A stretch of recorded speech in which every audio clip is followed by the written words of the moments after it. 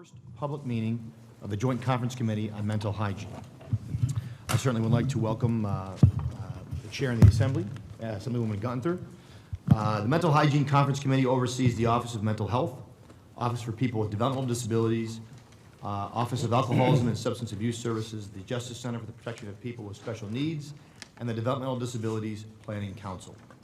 Joining me on the Senate side are Senator Boyle, Senator Carlucci, and Senator Amador, who will serve as my alternate. And on the our ranking minority member, Senator Jesse Hamilton is here as well. At this time, I'll turn it over to Assemblywoman Gunther to introduce the Assembly members. Thank you and welcome today.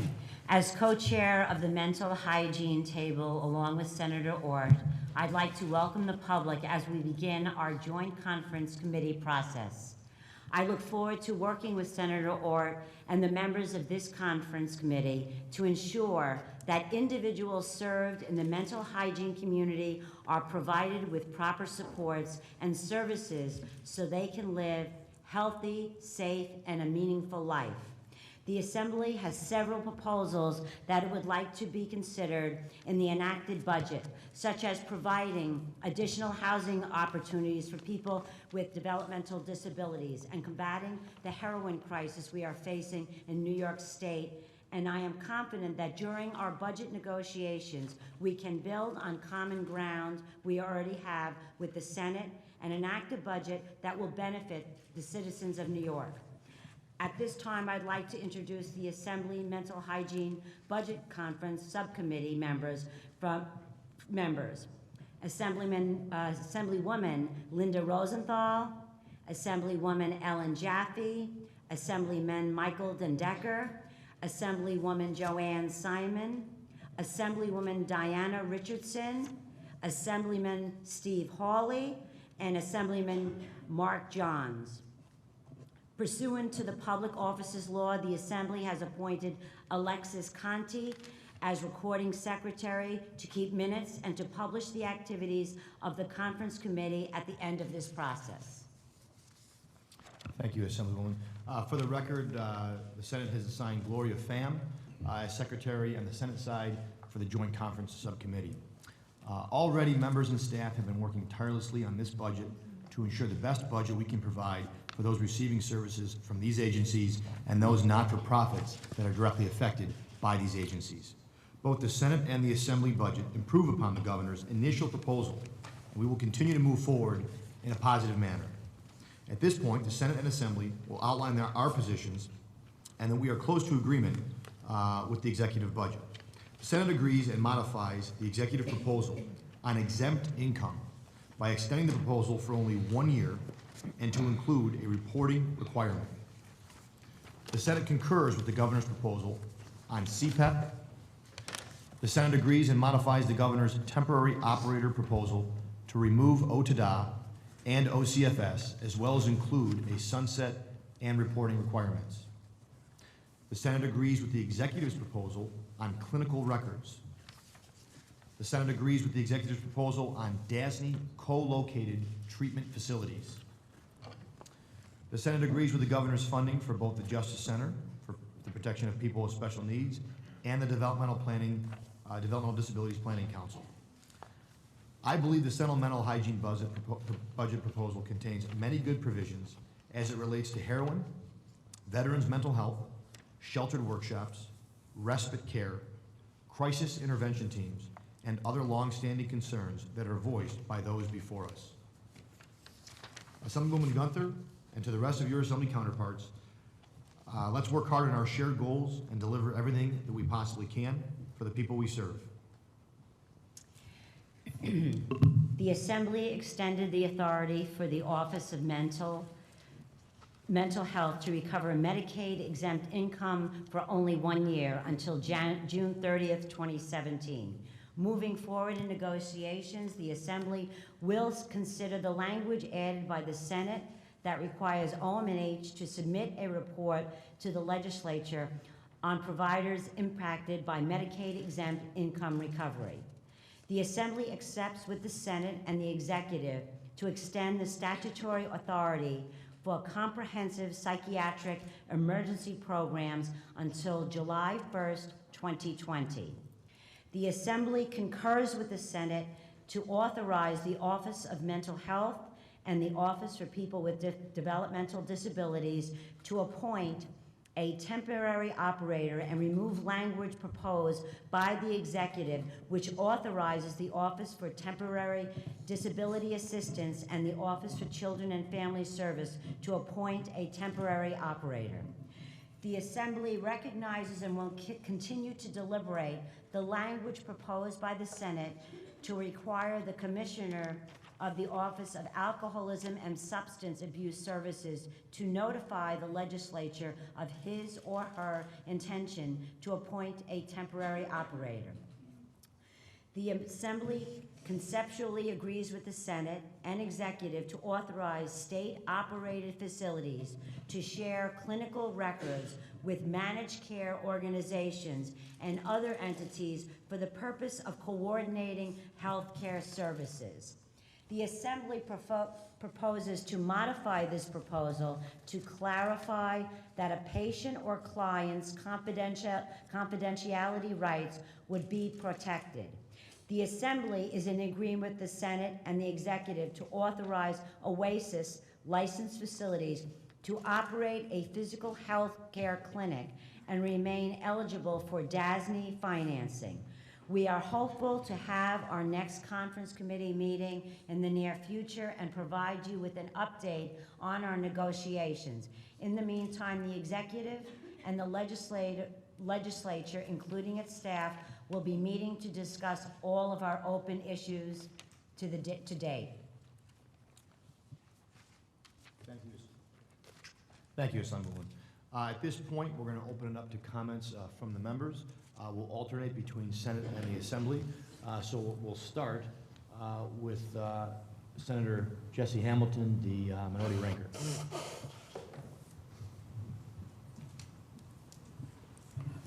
Thank you, Chairman Alt and Chairman Gunther, for being here today for this joint committee meeting. My concerns with the mental health is our children who are in crisis right now. I believe we need more money in the budget. As you know, the third leading cause of death for 6 to 14-year-olds in the country is suicide. The second leading cause of death for 15-year-olds or 35-year-olds in this country is suicide. So we would like to see an additional funding put in for suicide prevention. It's higher than homicide in New York State. And it's something that our children are asking for help, and they need that help, and we need to address that issue. Assemblywoman Gunther spoke about mental health programs and the temporary appointment of operators. We've experienced in our district throughout the central Brooklyn, where we have providers 50 years being taking over. And in my neighborhood, we bought a brownstone for $20,000 like 30 years ago. That brownstone is now worth $3 million. And we believe the aggressive nature of OPWDD and OMH is to go after longstanding community providers for the real estate value that they have. Some of us have 8 buildings totaling over $20 million.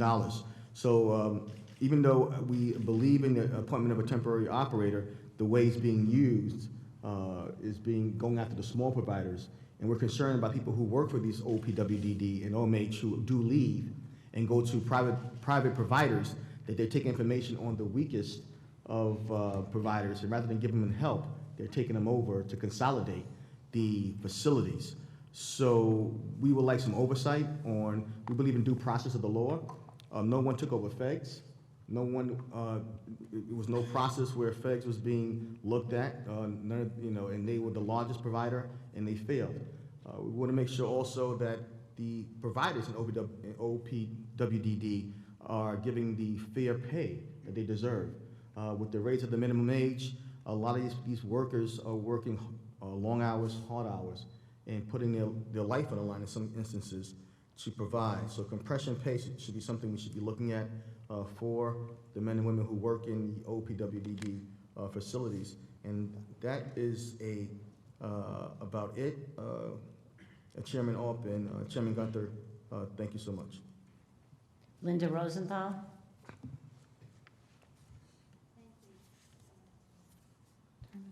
Is it on? Yes, okay. Thank you, Assemblymember Gunther. As chair of the Assembly Committee on Alcoholism and Drug Abuse, I'd like to thank Speaker Hasty as well as my colleagues in the Assembly for making a substantial financial commitment during this budget cycle to help those who have experienced addiction, particularly those suffering from heroin and opioid abuse. As you all know, the heroin and opioid epidemic is exploding nationwide, and we here in New York are saddened by the hardships that people struggling with this disease encounter. And I'm grateful that we are able to shine a light on the crisis and hope that we do everything we can during this budget cycle to aggressively address it. The Assembly has included additional funding in our proposed budget to increase the state's ability to address the heroin and opioid abuse crisis through prevention, treatment, and recovery services. In addition, the Assembly has included a package of 11 new proposals that we believe will help reinforce the prevention of substance use and abuse, as well as better connect people suffering from addiction with the treatment services they so desperately need. Our intention is to educate any New Yorker who may encounter prescription opioids, especially the youth, on the dangers of these substances and to eliminate barriers people may experience when attempting to access these services. We need to do everything in our power to combat this crisis, and we believe that these proposals will aid in that fight. I look forward to working with the members of this subcommittee to enact a timely budget which not only addresses the needs of people battling addiction, but also the needs of every individual across New York State. Thank you. Senator George Amador. Thank you, Chairman Ort and Assemblywoman Chairperson Gunther for your guidance and leadership on this committee, and to all the members here. You know, as someone who has been traveling the state of New York as co-chair of the Heroin Opiate Task Force in the Senate, as well as chairing the Standing Committee in the Senate of Alcoholism, Substance Abuse, as my counterpart in the Assembly, Assemblywoman Rosenthal has stated, you know, there is a great deal of work to be done. And New York State is definitely facing a crisis. And the epidemic of high use of opiate and heroin throughout our communities is not affecting one general segment of population or one regional area and location of the state of New York, but it is affecting every single household in every which way possible.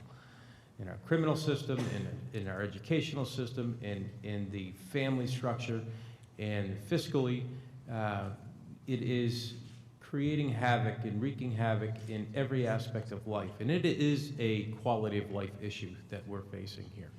So I want to commend the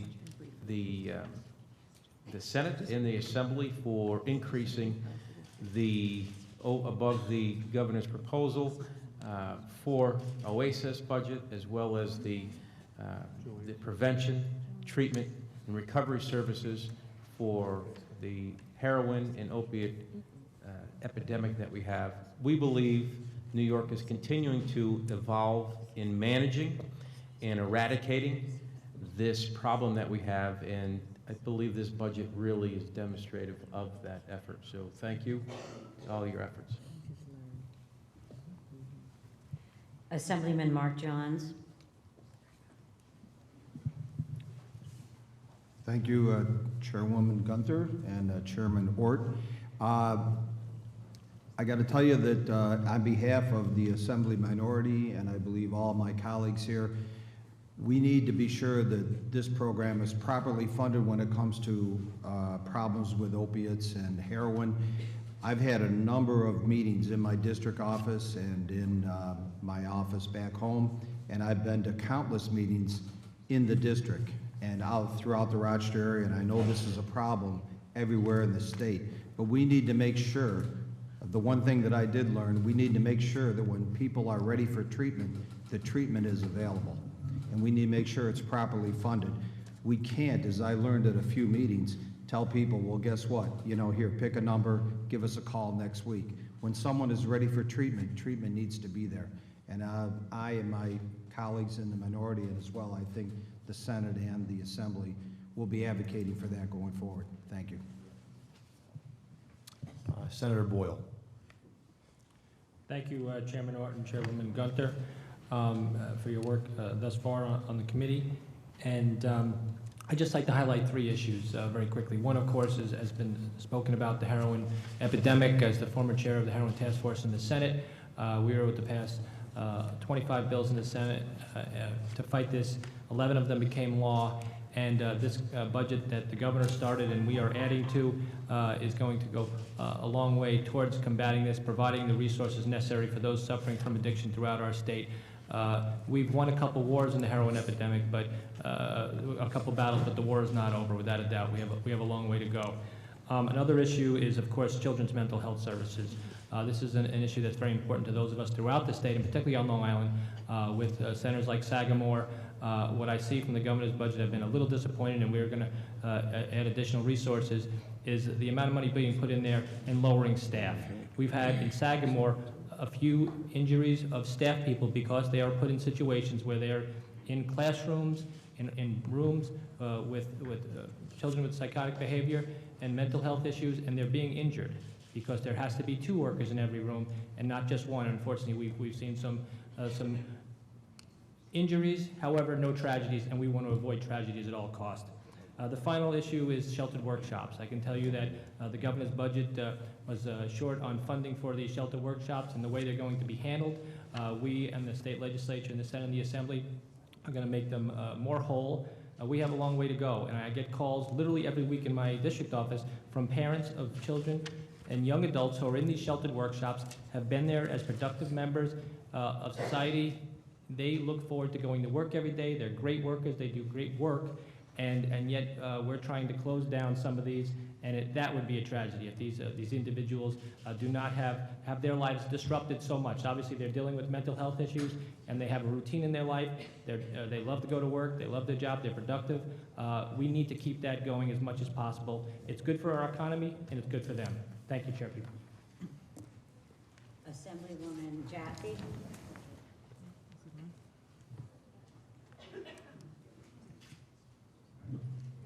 Thank you, Assemblywoman. I just want to share the concerns that I've had, and I'm very pleased that we've added additional funding to the programs for issues such as substance abuse. It is essential that we continue to support these programs and even go beyond the addiction issue. Once we have these mostly young people involved in this situation, and we provided assistance in terms of treatment for addiction, we need to move forward and assure that there's mental health programs for them, counseling on a regular basis, because they return to